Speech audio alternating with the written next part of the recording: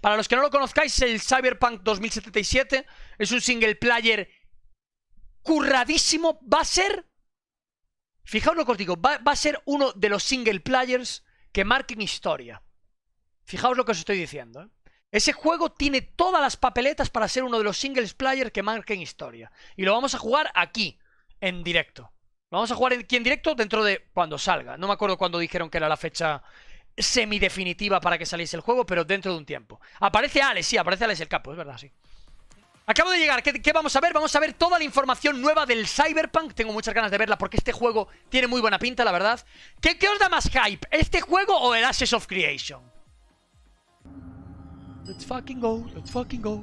Esto es muy interesante, chicos. Este juego, de verdad, tiene muy buena pinta. Y luego vamos a mirar Ashes of Creation y luego jugamos algún juego por ahí.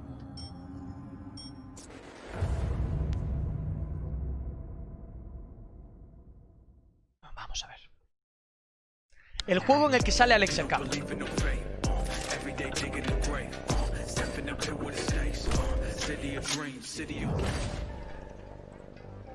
No veo nada. Hello and welcome to episode 2 of Night City Wire. This is the show from us at CD Projekt Red, where we talk about all things Cyberpunk 2077. In today's episode, we're going to be deep diving into Life Paths and showing you a brand new gameplay video, as well as having a chat to Philip from our quest team. Then we're going behind the scenes and taking a look at how Refused are bringing the band Samurai to life. And then we're showing you another new gameplay video and having a chat to Pavel, our senior gameplay designer, about just some of the tools of destruction that will be at your disposal in Night City. So let's get started. Street Kid, Nomad or Corpo? Which will you pick first? Ha comentado un poquito todo lo que van a enseñar a lo largo del vídeo. Que van a enseñar un poco acerca del juego, acerca de... Ha dicho acerca que iban a enseñar acerca de las destrucciones de dentro del juego. O sea, las cosas que se pueden romper, etcétera. Es interesante eso. Y nada, que vamos a tener una charla con los developers que nos van a comentar un poco acerca de los personajes principales y acerca del juego en sí. Vale, este es uno de ellos. Whole street was my family. Neighbors helped each other out. Thought nothing of it. I'm pleased to see you have not forgotten your roots. Born here, live here, die here. Childhood memories. Hopping buildings. Running badges. Iron tasted blood from a split lip. Motherfucker. Got everybody fighting for a slice of the street. Get the fuck out of Vista. If you keep getting jumped, you find some stronger choopers. Do you want to spend the rest of your days blasting scabs? Or become a legend overnight? We have arrived. The Major. Ready to get your cherry popped? Yeah, come on. Vale, ese es uno de los personajes. ¿Es otro? Childhood. Let's see. Racing my bobber for the first time through the hills. ¡Guau, qué guapo, tío! Oh, and first kiss in the ¡Guau, que haya paisajes tan grandes me flipa! ¡Oh, qué guapo! We nomads choose who to Muy San make Andreas, our O sea, muy San Andreas, muy... And choice forges strong bonds and a higher duty that stands solid as an old oak. My family's in pieces. That's why I'm headed for Night City. Makes you an outcast among outcasts. Miss this, you know? Camaraderie. I know. I saw it in your heart the first time we met. You know what I always liked about nomads? Your taste, no, hunger for freedom. Not easy to come by in nights. ¡Guau, qué guapo! Corp's got their grubby claws and everything.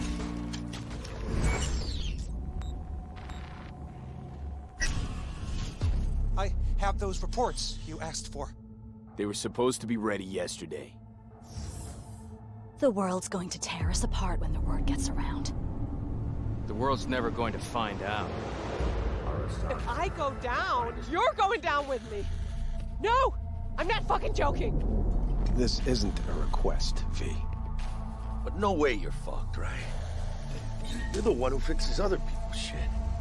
If you're working Arasaka counter intel, you're always fucked.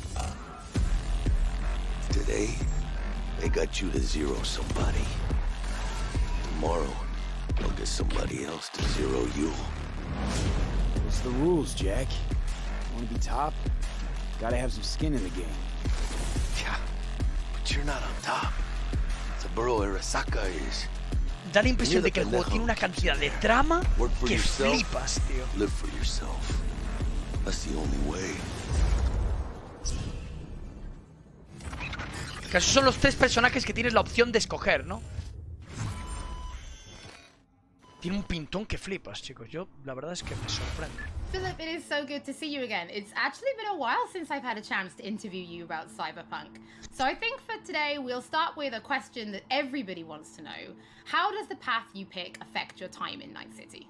It actually affects your time quite a lot throughout the whole game, but let's start at the beginning, because basically our game has 3 different starts depending on your life path. As an example, if you choose the street kid life path, you have lived most of your time in Night City. You know the streets, you know the gangs, you know the slang, you kind of know what's going on in the, let's say, lower life aspects of the city, which can of course give you lots of good opportunities also later on in the game. But if you start as a nomad, you actually used to be part of a nomad clan and a nomad family, because nomads that roam the deserts around Night City that we call the Badlands actually value their family above anything. But for one reason or another, you actually left that family behind. O sea, dependiendo de qué personaje con el que empieces, for you will actually be how to get into Night City and how to make a new life there. Then you can also choose to actually be a corpo and choose the corporate life path. And that basically means that you're not at home in the streets of Night City or in the deserts of the Badlands, but actually inside a boardroom, because you rose the corporate ladder of the Arasaka Corporation, which basically gives you the ability to sometimes, read between the lines, read people when they're trying to do business, which of course can give you many nice opportunities later on. So this isn't just about the start of the game. Can you maybe help people understand how this translates into the gameplay? Yeah. So the thing is, we make Cyberpunk a real RPG, and part of that is that you can play your character from the start to the end. And of course, we have these life paths affecting the beginning of the game, but we wanted to make it so you have your life path opportunities throughout the whole game until the game is over. O sea, son 3 juegos. As an example, we do that by giving you additional options and dialogues. So I can give you one specific example. And this is a mission where you have to steal a flathead robot from the Maelstrom gang. Basically, those Maelstromers stole that flathead before from a corporate transport. And the owner of that corporate transport, Meredith Stout, wants you to do something else. And this is an optional objective. And even within that objective, we want to give you some options. So as an example, if you have a corporate life path, you basically know what Meredith Stout is really about. You can read between the lines, and you can get some additional options that maybe actually later enable you to do a completely different thing with the Maelstrom gang. And if you're a nomad, you know exactly some more details about how these Maelstromers would have even been able to steal a robot like that from Meredith Stout, who's part of the very powerful Militech Corporation. As a street kid, we, as an example, don't give you a specific new dialogue option in that dialogue, because as a street kid, you do not have a lot of experience dealing with higher-up people like Meredith Stout. But we want to give you additional options that fit your life path very well. So later, when you actually talk to the Maelstrom gang, one member of the gang offers you some illegal substance, but as a street kid, you actually know what this is about. You can talk some shop with him, and that might actually make that character like you a little bit more. So Philip, I do have a couple of extra questions for you based on the video we just saw. And the first is about nomads. So the nomad life path, this starts in a place... yo voy a pillar nomad. Is this somewhere you Yo os digo que voy a pillar nomad de puta calle. Ya os lo digo. Yes, absolutely. A mí estar en el puto desierto fumando porritos, mi especialidad. That we call the Badlands. And aunque la vida en la calle también mola, So as an example, if you actually do play the nomad life path at the start, you are in the Badlands. Quizás nos pasemos los dos. You can even see Night City on the horizon. Quizás nos pasemos los dos. And hostia, me ha pillado el mix, me cago en la puta, macho. Tal como está el tío. You can just take your car and drive out of the city. You can go there whenever you want. The thing is, you might not want to, because the Badlands can be a pretty dangerous place at first, because time has not been very kind to the Badlands. There have been many wars in the past. There's global warming. So most people that do live out there don't really have another choice about it, or are nomads that love this life and are all about it and are very battle-hardened. We of course also want to tell their stories, because we want to tell many different stories throughout the cyberpunk genre, which means that you will also find missions that lead you out in the Badlands or where you deal with the people living there. So Philip, can you tell us a little bit more about the character, Padre? He's the guy we see giving his business card to Street Kid V in the video. Who is this man? Padre se llama. So Padre is actually one of the fixers in Night City. Buenas, Cronas, ¿qué tal? ¿Cómo estás, tío? Estamos aquí viendo las imágenes nuevas del Cyberpunk. If someone who has a lot of money needs a problem solved, they go to a fixer. And a fixer then finds people who can solve that problem. And these people are people like you, V, cyberpunks. Fixers are very territorial, so Padre specifically works from Haywood, which is where you as a street kid grew up in, so you already know him. You might have already seen another one of our fixers, who is called Dexter Deshawn, and he works in a different part of the city. So specifically Padre, you might know him as a street kid, but even if you played other life paths, you might sooner or later lose him, because he's operating in Haywood, which is a pretty big place with many good jobs. Single player de primera persona, so if you want to que make some cash there, you will sooner yo creo que va a or later ser deal with Padre. Histórico este single Philip, player. thank you so much for joining us. Vale, now, básicamente... my first playthrough, pretty sure I'm going to be picking Nomad, but for those watching, we would love to know what you'll be picking, so have a think about it and send us a tweet. Don't forget that later in this episode, we're going to be showing you another new gameplay video and having a chat to Pavel, our senior gameplay designer, about just some of the tools of destruction that will be at your disposal in Night City. But before that, let's talk about music, because music plays a huge part in bringing Night City to life. Vale, aquí puedo mutear un segundo. Básicamente lo que acabas de comentar, bueno, esto es una puta locura. El juego, para empezar, depende del personaje que escojas, ¿vale? Tú puedes escoger 1, 2 o 3, que es el Street Kid, el Nomad y el Corporate. No sé exactamente cómo se llama, pero bueno, el que está en el desierto, el que está en la calle o el que está en el espacio corporativo, digamos, en una empresa. Que Arasaka, o como se llamase, ¿no? Corporativo, vamos, digamos. Dependiendo de eso, va a ser la trama del juego que tú vivas. Es decir, son como 3 juegos. Como los personajes del GTA. No exactamente, porque tú con los personajes del GTA podías hacer lo mismo. Con cada uno de los 3. O sea, tú podías coger cada uno de los 3, pero el path era más o menos el mismo. Aquí no. O sea, estos son líneas temporales. O sea, son la misma línea temporal, pero en 3 sitios distintos. Es decir, es como si me comparas lo que está pasando aquí con lo que está pasando en Tokio. A un streamer de Tokio. No, un streamer no, un barrendero. Joder, de Tokio. O sea, es como escoger entre ser un barrendero de Tokio, ser yo, o ser un, yo qué sé, un jefe de finanzas yo qué sé, en Washington.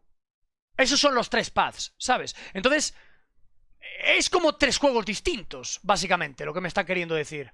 O sea, tú te puedes pasar el Corporate. Imagínate, nosotros escogemos ser Street Kid, que es el que está en la calle, el que está metido en drogas, el que está metido en robos, en atracos, en movidas, ¿no? Tú te puedes pasar el juego entero y luego te lo puedes volver a pasar como Corporate. Y probablemente las 2 líneas temporales ni se crucen. Serán 2 juegos distintos. O sea, mola mucho, la verdad. Me quedo con el barrendero, ¿no? Escogeríais barrendero, ¿no? Muy pepino. Yo ya os he dicho que este juego yo lo llevo siguiendo desde hace mucho tiempo y es uno de los juegos que van a marcar época. Van a marcar época. Van a marcar el siguiente nivel de un single player realista. Este es el juego que va a dar ese salto. Es este, yo creo. Van a marcarlo en todos los aspectos. En el aspecto de trama, en el aspecto de desarrollo, en el aspecto gráfico, en todo. Creo que es el salto. Dudo equivocarme. Y eso que yo ya no llevo mucho tiempo sin jugar tanto single player, pero de vez en cuando tener algún contenido de single player es súper cojonudo, tíos, de verdad.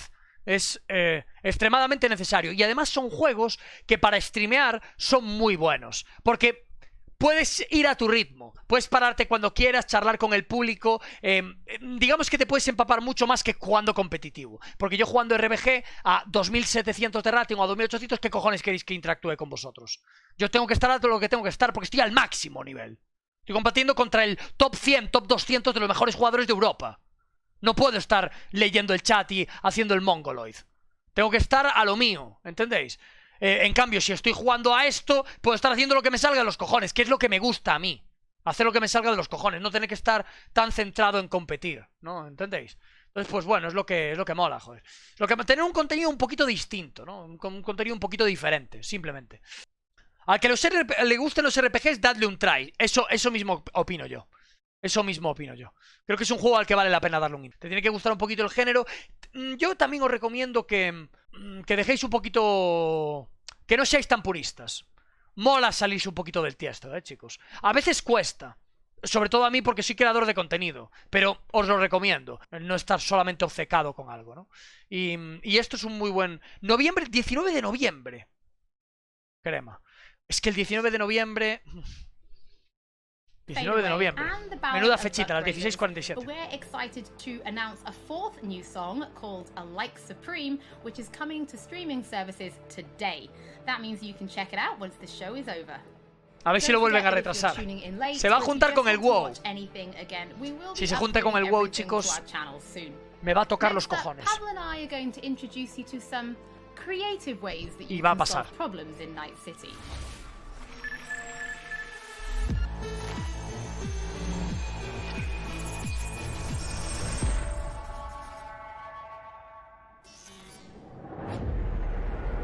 Ahora van a comentar las cosas de la ciudad. Con mi suerte ya, macho. Con mi puta suerte. I have a job for you.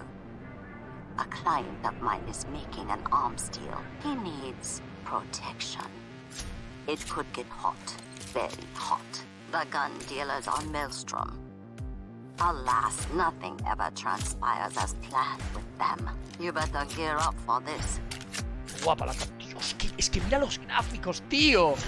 ¡Los gráficos, tío! ¿Qué cojones? Dios mío.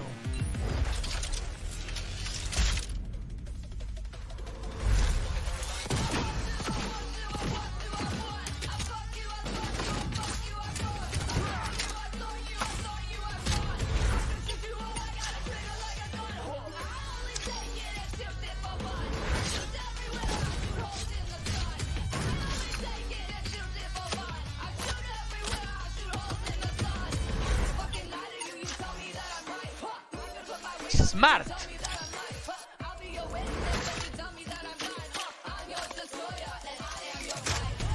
Buah, es que qué graficazos.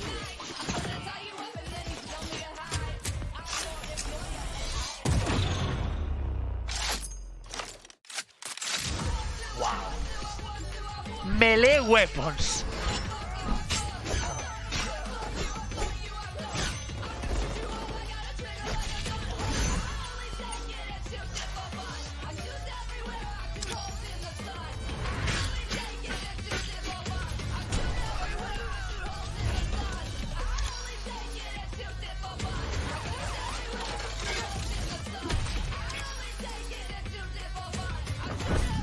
Qué pasada, ¿eh? Es tochísimo el juego, la verdad. So, V, are you willing? Yeah, I'm in. Es que está curradísimo, de verdad. Es como tener el aimbot, ¿eh? El aimbot legal, exacto. Pavel, thank you so much for joining me. Now, there was an awful lot in that video, right? Because it's more than just guns. Absolutely. We have melee weapons, we have ranged weapons, we have cyberware, we have offensive cyberware, defensive cyberware, armor. We could talk for hours and hours about this stuff. I think just for today's episode, we should keep it simple and let's just talk about guns. Can you tell us the different types of guns that will be in the game? So we have three distinct types of guns in our game. We have power weapons, we have tech weapons, and we have smart weapons. Now, power weapons are the most similar to contemporary weapons. One thing they can do, which normal weapons cannot, is ricochet bullets off of surfaces. So you can hit somebody hiding behind cover or hiding behind a wall. Now, tech weapons, on the other hand, use electromagnetic power to propel a fully metal projectile to extreme velocities. What that allows them to do is to punch through cover or punch through walls to hit somebody who's not even aware that you're there. Smart weapons use guided missile technology to actually track targets in real time.